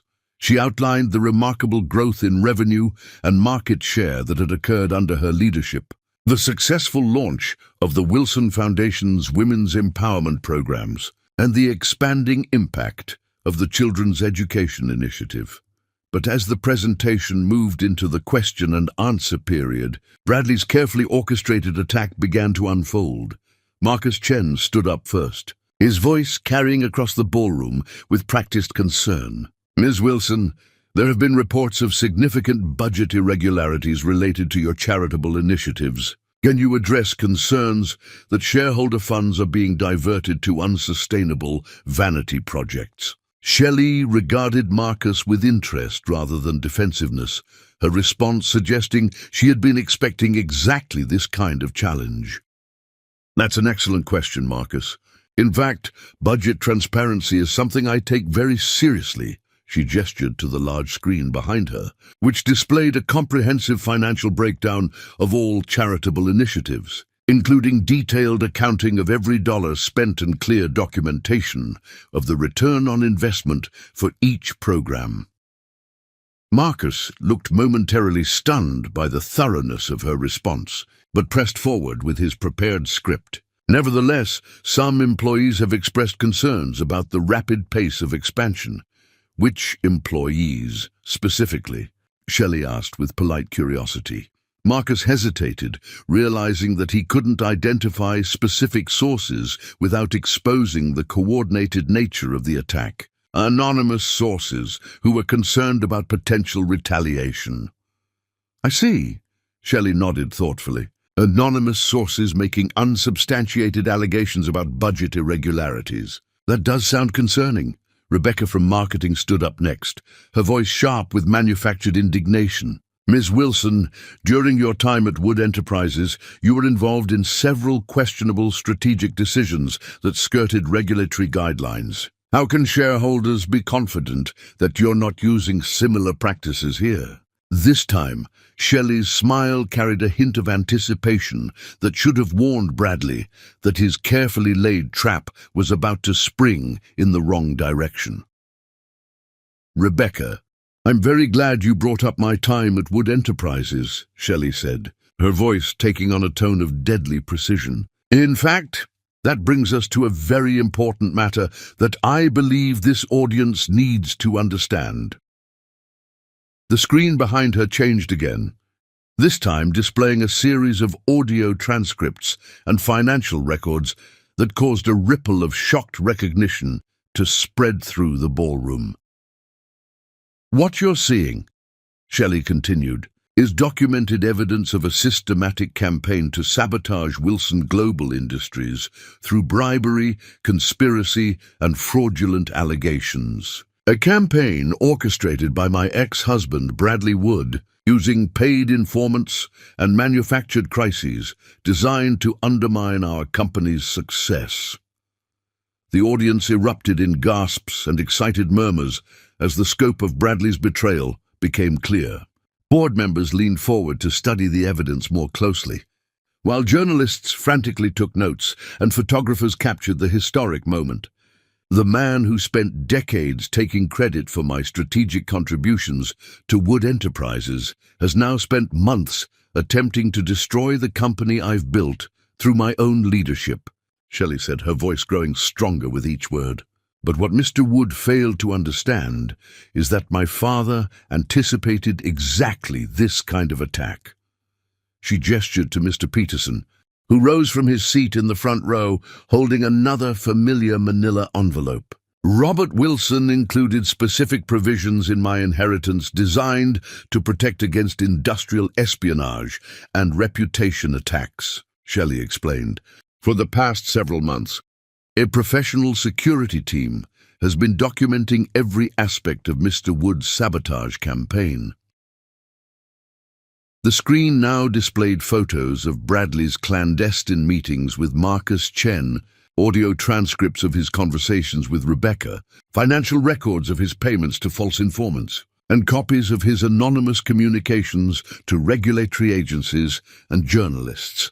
Bradley, watching from the hotel lobby through a live stream on his phone, felt the blood drain from his face as he realized that his entire sabotage campaign had been monitored, recorded, and turned into evidence that would destroy whatever remained of his reputation and credibility.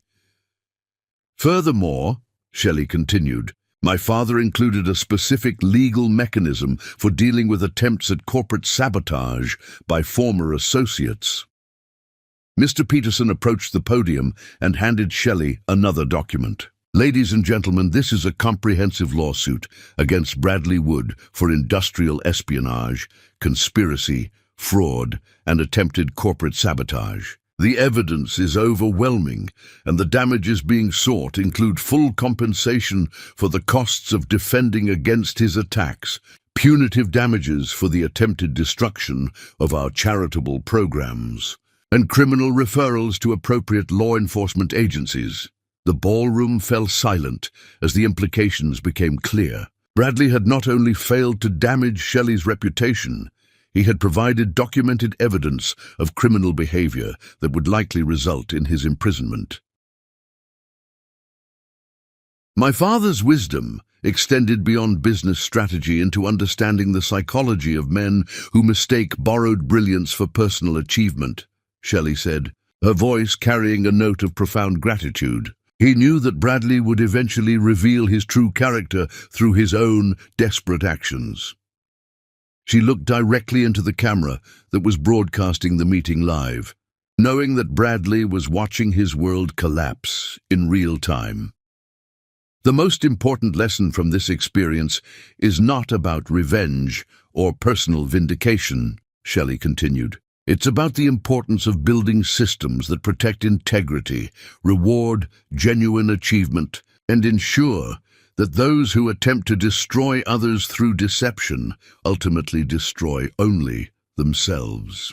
The standing ovation that followed was not just an acknowledgement of Wilson Global Industries' financial success, but a celebration of justice finally being served to those who had spent decades diminishing brilliance while claiming credit for achievements they never earned. As the audience filed out of the ballroom, buzzing with excitement about the dramatic revelations they had witnessed, Bradley Wood sat alone in his car in the hotel parking garage, staring at his phone as news alerts began appearing about his criminal exposure and the comprehensive evidence of his sabotage campaign. The man who had spent the morning believing he was about to destroy Shelley's reputation had instead provided the final proof of his own moral bankruptcy, ensuring that his name would forever be associated with corporate fraud rather than business success. But for Shelley Wilson, the real victory was not Bradley's downfall.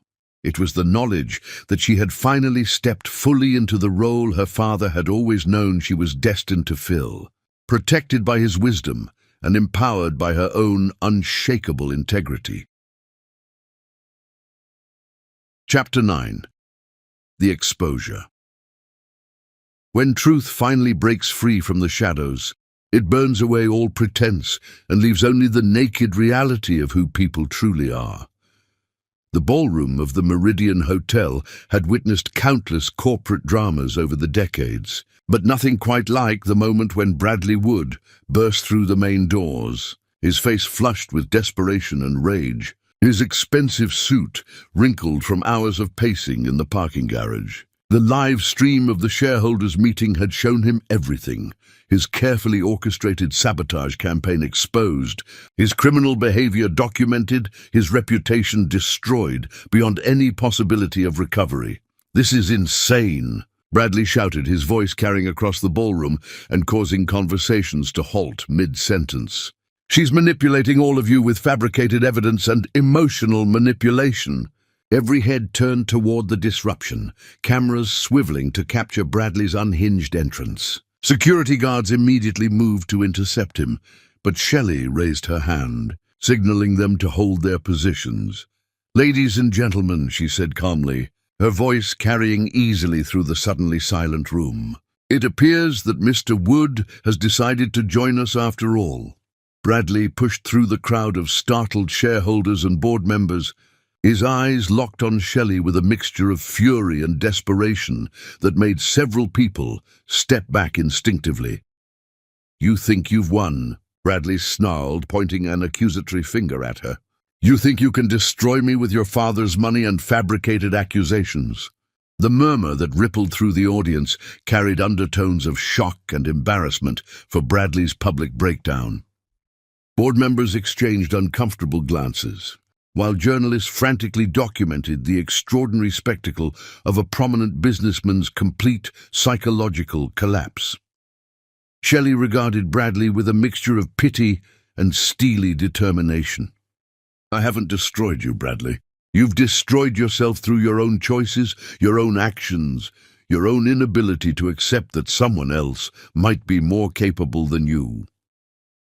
"Capable?" Bradley's laugh was harsh and bitter. "You've never closed a major deal in your life. You've never had to put your reputation on the line for a strategic decision. Everything you think you accomplished was really me protecting you from the consequences of your naive idealism." The silence in the ballroom was deafening as 300 of the most influential people in corporate America watched Bradley Wood systematically demolish his own credibility with each desperate word. Margaret Torres stepped forward from her position near the podium, her voice cutting through Bradley's rant with clinical precision. "Mr. Wood, perhaps you'd like to explain the $50,000 you paid Marcus Chen to provide false information about our company's financial practices?" Bradley's face went white as he realized that his bribery had been specifically documented and was now being discussed in front of the entire business community. That was legitimate consulting," he stammered. "Marcus was providing market analysis that any company would want to understand about their competitors."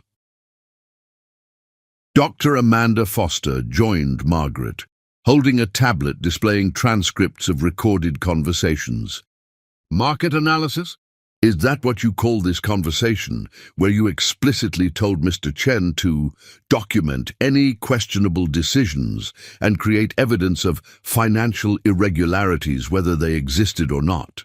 She began reading directly from the transcript in Bradley's own voice. "I don't care if the company is actually successful. I just need enough manufactured controversy to make investors question whether she's competent to lead a major corporation." The ballroom erupted in gasps, angry murmurs, and the rapid clicking of camera shutters as the full scope of Bradley's conspiracy became undeniably clear. Board members were visibly appalled, shareholders were shaking their heads in disgust, and journalists were live-streaming updates about the most dramatic corporate scandal in recent memory. Bradley looked around the room, seeing his reflection in hundreds of faces that now regarded him with contempt, disgust, and professional revulsion. These were people who had once respected him, invited him to exclusive events, sought his business partnerships. Now they were witnessing his complete moral bankruptcy in real time. "You don't understand," Bradley said, his voice rising to near hysteria. "She's been planning this for months. This whole inheritance story, the timing of the divorce, the media coverage, it's all been orchestrated to make me look like the villain. David Harrison, the CFO, stepped forward with another set of documents. Mr. Wood, are you also claiming that Ms. Wilson orchestrated your attempts to blackmail Jennifer Walsh, our public relations director, into providing confidential information about our business strategies? Jennifer Walsh herself emerged from the crowd, her face pale but determined. I'd like the shareholders to know that Mr. Wood threatened to destroy my career with fabricated insurance fraud allegations. Unless I cooperated with his intelligence-gathering efforts, the revelation sent another wave of shock through the audience. Corporate espionage was one thing, but blackmail and intimidation crossed lines that even hardened business executives found unacceptable. Bradley was now surrounded by a circle of accusing faces, documented evidence of his crimes being presented from multiple directions, his desperate attempts at self-justification becoming increasingly incoherent. She's turned all of you against me, he shouted. Can't you see what she's doing? She's using her father's money to buy loyalty and fabricate evidence. Senator Catherine Walsh, who had been observing the proceedings as a guest, stood up from her seat in the front row. Mr. Wood, I've been reviewing the documentation that's been presented today. As someone who chairs the Senate Committee on Corporate Accountability, I can assure you that this evidence will be forwarded to appropriate law enforcement agencies for criminal investigation. The blood drained from Bradley's face as he realized that his actions had attracted the attention of federal authorities. Corporate espionage, conspiracy, fraud, and blackmail were federal crimes that could result in decades of imprisonment. You can't do this to me, Bradley whispered, his voice breaking as the magnitude of his situation finally penetrated his desperate denial. I built Wood Enterprises from nothing. I created jobs, generated wealth, contributed to the economy. I deserve respect, not this persecution.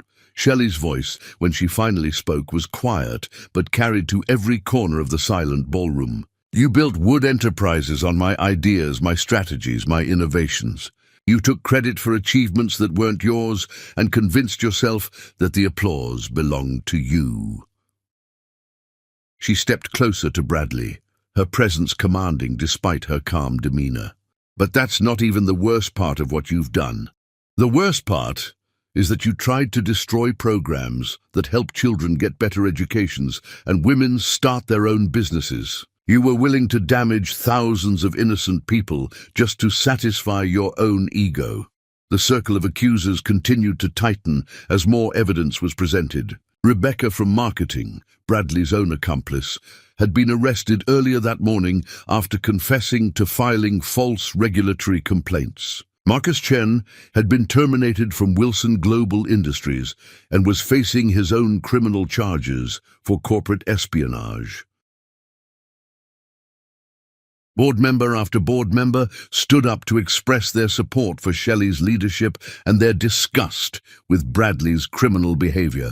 Each statement drove another nail into the coffin of Bradley's reputation and professional future. I move that Wilson Global Industries pursue the maximum legal remedies against Mr. Wood for his attempted sabotage of our company, declared Board Chairman Robert Martinez.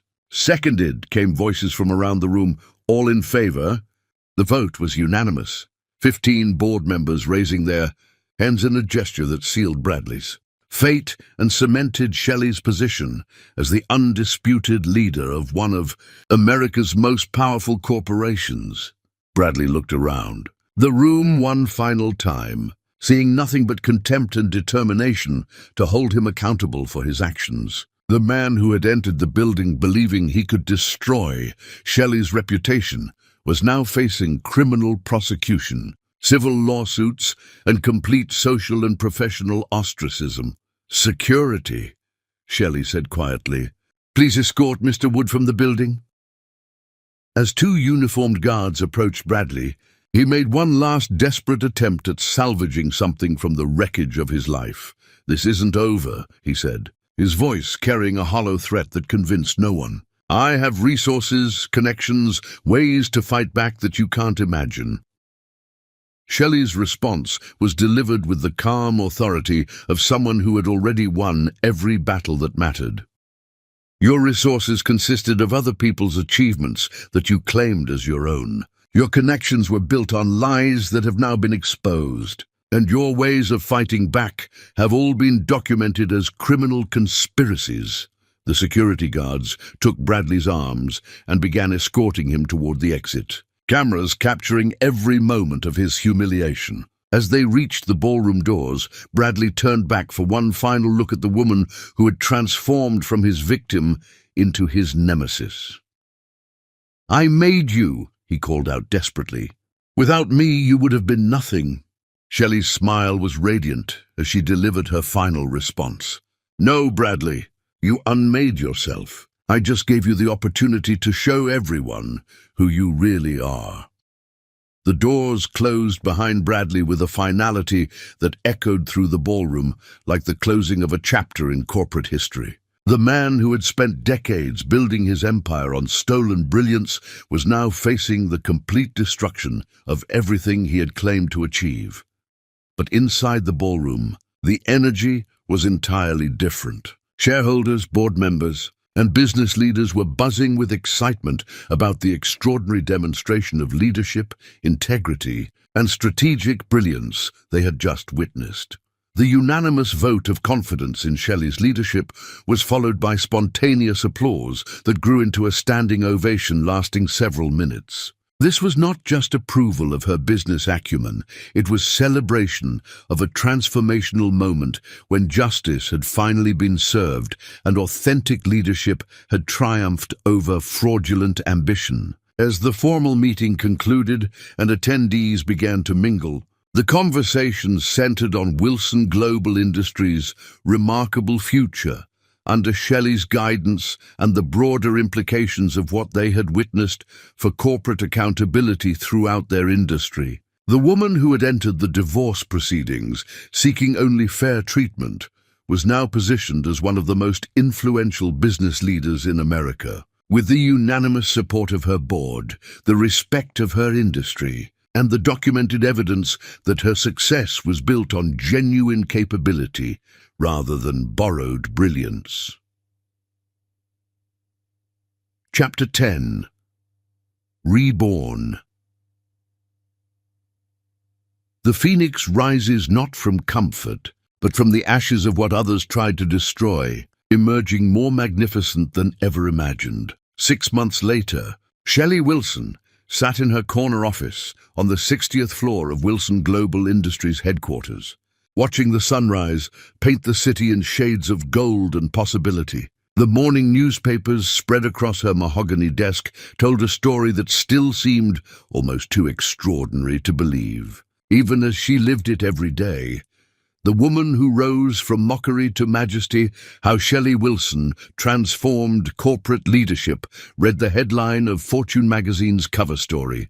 The accompanying photograph showed her signing a landmark partnership agreement with 3 major international corporations, her smile radiating the confidence of someone who had finally stepped fully into her own power. The past months had brought a cascade of recognition that validated everything her father had believed about her capabilities. Time magazine had named her one of the most influential people in business. Harvard Business School had invited her to deliver the keynote address at their annual leadership conference. The president had appointed her to a special commission on sustainable economic development. But the accolades, while gratifying, were less important to Shelley than the concrete changes her leadership had created. The Wilson Foundation had now provided startup capital to over 2,000 women entrepreneurs, generating hundreds of millions in new business revenue and creating thousands of jobs. The Children's Education Initiative had expanded to serve 43 school districts, with measurable improvements in academic performance that were being studied by education policy experts nationwide. Most significantly, Wilson Global Industries had become a model for how major corporations could achieve exceptional financial success while creating positive social impact. Their stock price had doubled, Their market share had expanded into new international territories, and their employee satisfaction ratings were the highest in their industry. The phone on her desk buzzed with an incoming call from Margaret Torres, who had evolved from interim CEO to Chief Operating Officer and had become one of Shelley's most trusted strategic partners. "Good morning, Ms. Wilson," Margaret said, her voice carrying the energy that had become characteristic of their leadership team. "I have the final numbers on the Morrison Global Partnership Agreement." "I'm listening," Shelley replied, settling back in her leather chair as she prepared to review another milestone in their company's remarkable growth. The contract value is $8.7 billion over 5 years, with expansion options that could take it past $15 billion. More importantly, the partnership gives us access to European and Asian markets that would have taken us decades to penetrate independently. Shelley smiled, remembering the morning months ago when Thomas Morrison had called Bradley seeking to terminate their relationship with Wood Enterprises. Now Morrison Global was eager to partner with Wilson Global Industries, recognizing that Shelley's strategic vision offered opportunities that went far beyond anything Bradley had ever conceived. "Excellent work, Margaret. What's the timeline for implementation?" "We're ready to begin Phase 1 next month. The international expansion will create approximately 3,000 new jobs, and we're prioritizing hiring from the communities where our educational programs are active." After ending the call, Shelley walked to the floor-to-ceiling windows that offered a commanding view of the city below. Somewhere in that urban landscape, Bradley Wood was discovering what life looked like when built on foundations of sand rather than genuine achievement. The criminal trial had concluded with Bradley's conviction on multiple federal charges including conspiracy, fraud, and corporate espionage. He had been sentenced to 12 years in federal prison with additional civil judgments that had stripped him of virtually all his remaining assets. Wood Enterprises had been liquidated, its client base and intellectual property acquired by Wilson Global Industries for a fraction of their peak value. More devastating than the financial ruin was Bradley's complete social and professional exile. Former colleagues avoided him. Business associations had revoked his memberships, and the corporate world that had once celebrated him now used his name as a cautionary tale about the dangers of building success on stolen achievements. Shelley felt no satisfaction in Bradley's downfall, only a profound sense of justice finally being served. She had not sought revenge. She had simply refused to allow him to continue profiting from her brilliance while destroying others who threatened his fragile ego. The real victory was not in Bradley's punishment, but in her own transformation from invisible contributor to recognized leader. Every strategic decision she made, every innovative program she launched, every partnership she negotiated now bore her name and reflected her vision. Her assistant's voice came through the intercom, interrupting her reflections. "Ms. Wilson, you have a call from Senator Walsh regarding the sustainable development legislation. Please put her through." Senator Catherine. Walsh's voice carried excitement and authority as she delivered news that would reshape federal policy on corporate social responsibility. "Shelley, I wanted to personally inform you that the Wilson Corporate Accountability Act has passed both houses of Congress. The President will be signing it into law next week, and we'd like you to be present for the ceremony." The legislation, inspired by Shelley's demonstration that corporations could achieve superior financial performance while creating positive social impact, would require large companies to meet specific standards for community investment and employee welfare. "I'm honored, Senator. This represents the kind of systemic change that can benefit millions of working families. Your leadership has shown that doing good and doing well are not mutually exclusive goals. The business community is finally starting to understand that sustainable practices and social responsibility enhance rather than diminish profitability.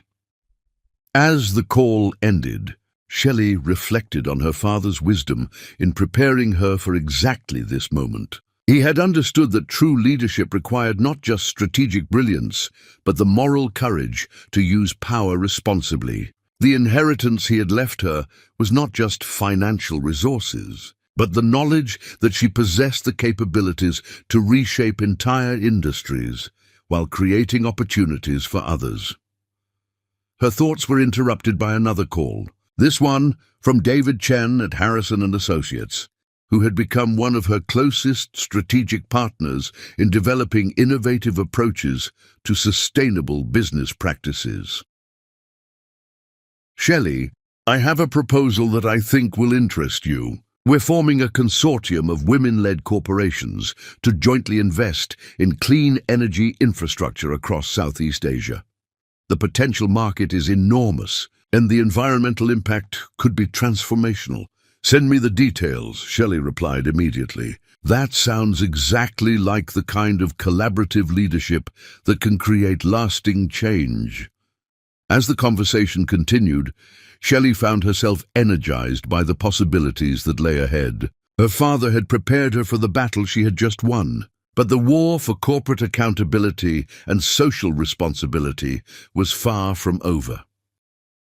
The afternoon brought a series of meetings with international partners, strategic planning sessions for new initiatives, and reviews of expansion proposals that would extend Wilson Global Industries' impact into emerging markets around the world. But perhaps the most meaningful part of her day came during a video conference with scholarship recipients from the Children's Education Initiative. Seeing young people from underserved communities, describing how educational opportunities had changed their lives, reminded Shelley why her father's gift had been so much more than money. It was the chance to create lasting positive change in the world. As evening approached, Shelley signed the final documents for the Morrison Global Partnership, her signature authorizing agreements that would create thousands of jobs, generate billions in revenue, and establish Wilson Global Industries as a truly global leader in sustainable business development. Her reflection in the office window showed a woman transformed, not just by wealth or recognition, but by the profound satisfaction of finally living as her authentic self. The invisible contributor had become a visible leader. The dismissed wife had become a respected executive. The woman who had been told she was nothing without him had become everything she was always meant to be. The intercom buzzed one final time with a message from her assistant. Ms. Wilson, your car is ready for the charity gala. The evening would bring another opportunity to celebrate the achievements of women entrepreneurs who had received support from the Wilson Foundation. Another chance to see the concrete impact of leadership focused on lifting others rather than diminishing them. As Shelley gathered her materials and prepared to leave the office, she paused at her father's portrait, which now held a place of honor on the wall behind her desk. "Thank you," she whispered, her voice carrying gratitude not just for the inheritance, but for the faith he had always had in her capabilities. The woman who walked out of Wilson Global Industries that evening was not the same person who had filed for divorce in a desperate bid for freedom months earlier. She was not just free, she was reborn, transformed, and ready to use her power to transform the world around her. The phoenix had risen from the ashes of what others tried to destroy, emerging more magnificent than anyone had ever imagined possible.